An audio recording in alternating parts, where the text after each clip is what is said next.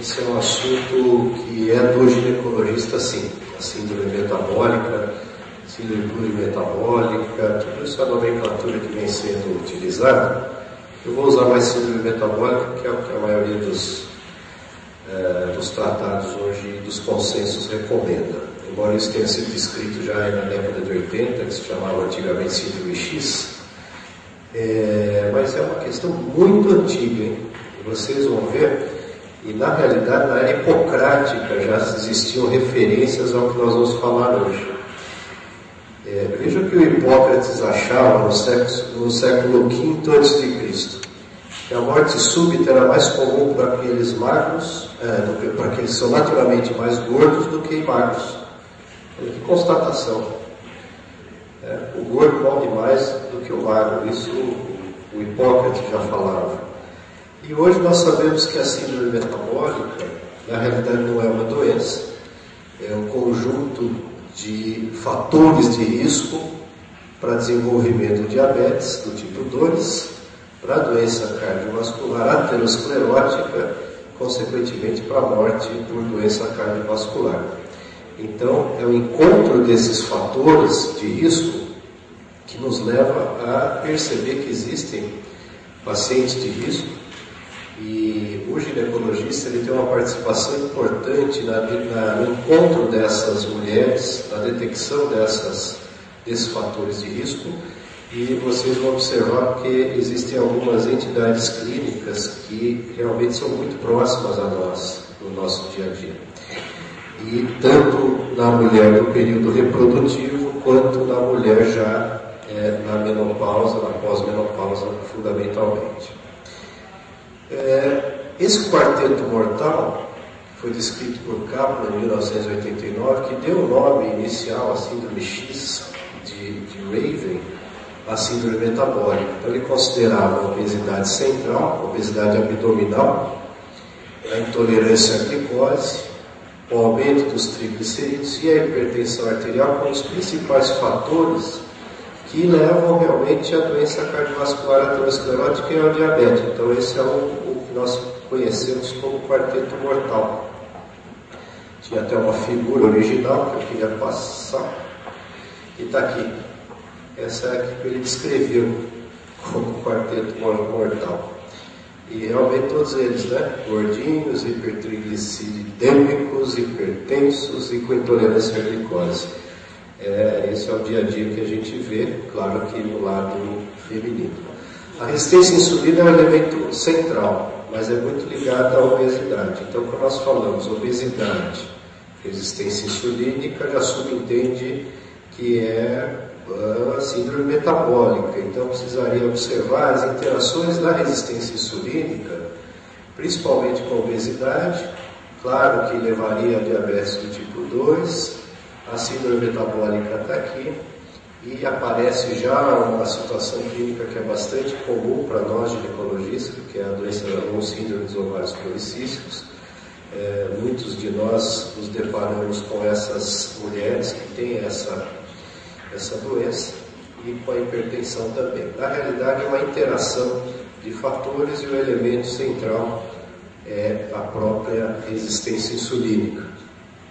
A insulina ela tem alguns eventos fisiológicos, e como nós estamos colocando aqui, caso esses eventos fisiológicos eles não ocorram da maneira satisfatória, o contrário, claro que deve aparecer. Então, a ação antioxidante, vasodilatadora, anti-inflamatória, antitrombótica, profibrinolyse, anti-apoptose e cardioproteção, que seria o elemento final, eles vão se perdendo conforme a perda da ação da insulina. Então, o estado de resistência insulínica deixa com que não haja esses efeitos fisiológicos que são propriamente de proteção.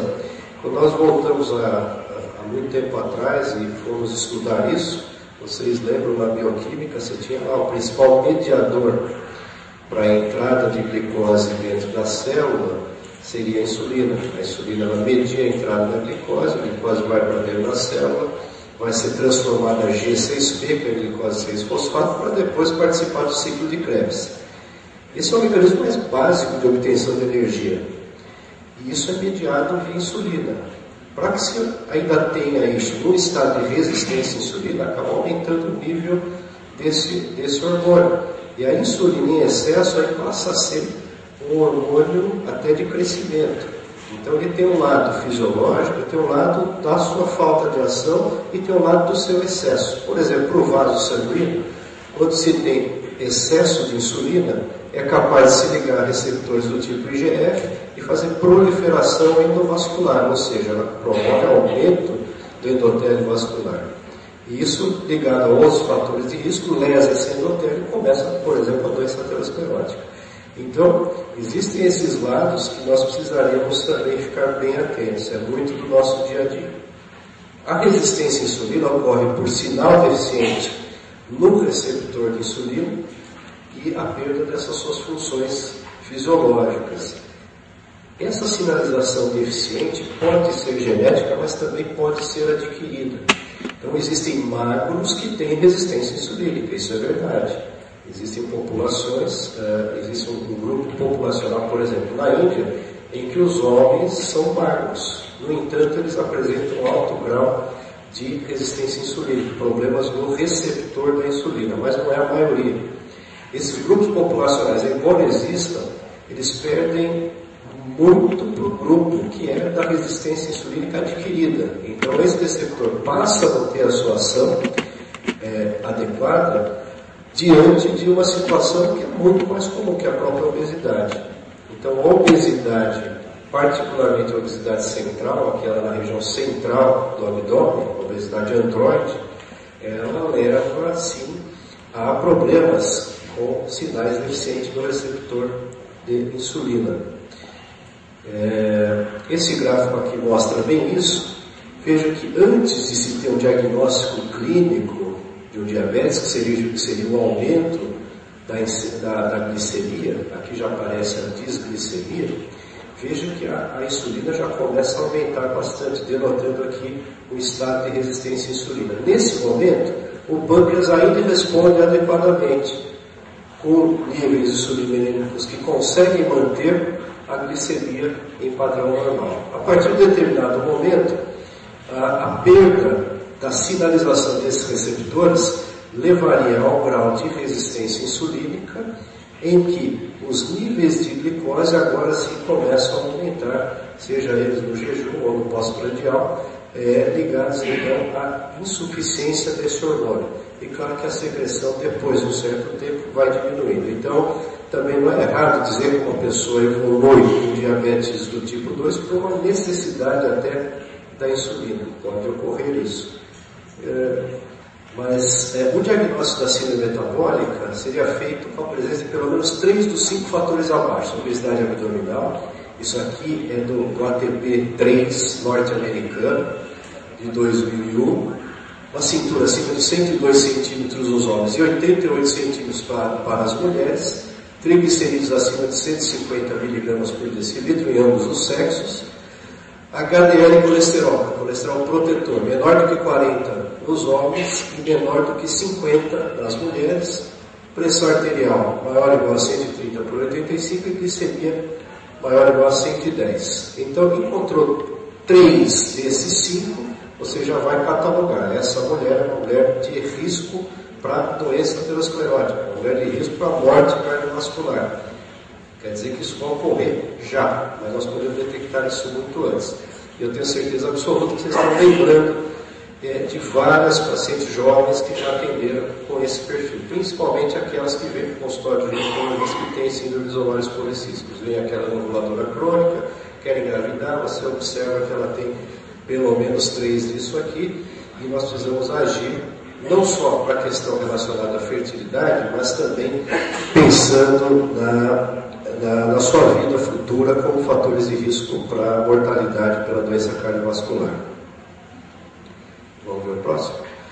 Só em termos de prevalência, se observar esses critérios do ATP3 ou do National Cholesterol Education Program, que é a mesma coisa, tanto em homens quanto em mulheres em diferentes países, vocês observam aqui que a prevalência de síndrome metabólica é bastante elevada na mulher, em alguns países, como por exemplo a Índia, na Irlanda muito parecido, na Austrália, nos Estados Unidos e na França, mas sobrepujam, as mulheres sobrepujam os níveis apresentados pelos homens. Então essa é uma preocupação não só aqui no Brasil, mas no mundo todo. Embora isso não seja tão claro quanto na Índia, por exemplo, mas em todos esses países se observa que a mulher tem uma participação muito grande nesses elementos que levam à síndrome metabólica. Aqui, observando a influência da idade, então também em critérios agora utilizados por essa outra entidade americana, vejo que mesmo em jovens, embora seja baixa aqui a prevalência, veja que entre os jovens de 20 e 29 anos os homens predominam, mas somente depois de determinada idade, como 40, 45, que aparece uma prevalência mais preocupante. E vejo que os números são também bastante parecidos entre homens e mulheres, embora aqui exista alguma diferença entre aqueles critérios que nós vimos anteriormente. Em São Paulo, de 87 a 2002, esse é um trabalho do Grupo de Saúde Pública da Universidade de São Paulo, juntamente com o Vladimir Coutinho, que é um endocrinologista. Eles acabaram vendo que os fatores de risco para a síndrome metabólica vêm aumentando, e principalmente a obesidade. Então, de 87 a 2002, dobrou o número de obesos e de obesas na cidade de São Paulo. Isso é uma tendência ruim. Nós vemos que no Brasil inteiro vem seguindo mais ou menos essa tendência, a despeito dos níveis, por exemplo, do tabagismo, que vem encolhendo de acordo com o tempo. Mas a obesidade, por outro lado, vem ganhando terreno. E vocês observaram aqui que o tabagismo não faz parte da síndrome metabólica, mas a obesidade é elemento central. Tanto que hoje se considera como um elemento primordial a presença da obesidade abdominal. Então, a nova definição de 2005, com um novo critério para diagnóstico, que já é dado pela Federação Internacional de Diabetes, é um critério mais estreito. Vocês vão vendo que vai aumentando aqui a condição para que se faça o diagnóstico. E o sarrafo vai aumentando, é mais difícil de escapar disso. O diagnóstico seria a obesidade abdominal mais 2 critérios. E obesidade abdominal, cintura maior que 94 no homem e 80 centímetros nas mulheres. Então, qual é o mais adequado para a população brasileira? Se acredita que a população brasileira se assemelhe mais a de 88 centímetros, como dos americanos.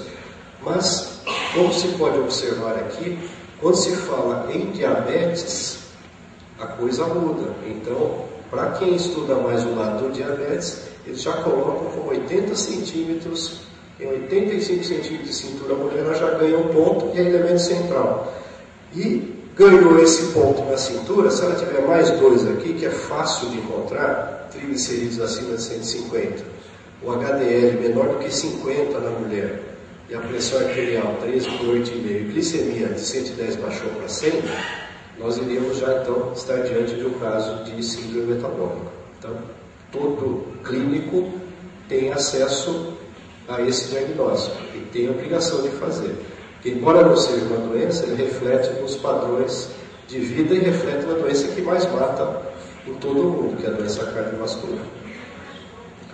Como é que é a fisiopatologia? Rapidamente, para observar, existe uma grande diferença entre esse tipo de cintura e esse aqui. Isso aqui é uma distribuição ginecoide. Gordura ginecoide é uma gordura depositada no quadril. Essa gordura do quadril é uma gordura metabolicamente diferente da atividade da gordura, que é muito mais metabolicamente ativa na região da cintura. Então, obesidade em maçã ou obesidade em pera, se for pensar no caso da mulher, é melhor ser uma pera do que uma maçã, porque realmente os efeitos da obesidade central são significativamente maiores do que a obesidade periférica.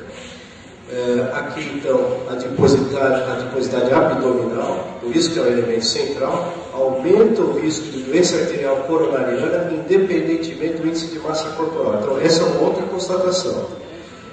Às vezes, nós vemos pacientes que têm, mas o índice de massa corporal não é um índice de obeso.